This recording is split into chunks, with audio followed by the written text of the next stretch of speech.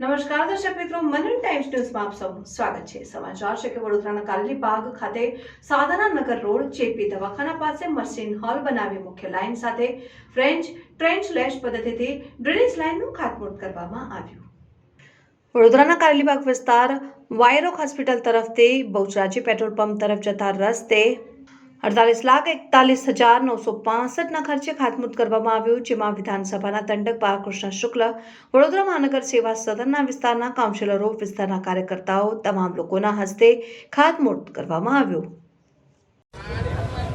કારેલીબાગ વિસ્તારમાં સાધનાનગર સોસાયટીની સામે આ ડ્રેનેજ લાઇન 4-5 મહિના પહેલાં બેસી ગઈ હતી। તેના કારણે આ વિસ્તારના લગભગ 10,000 થી 12,000 નાગરિકોને તેની તકલીફ થતી હતી।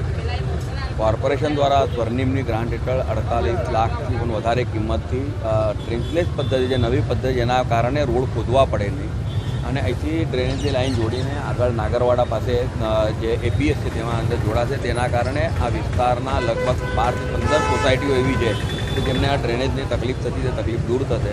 આગામી 4 મહિનામાં આ કામકાજ પૂર્ણ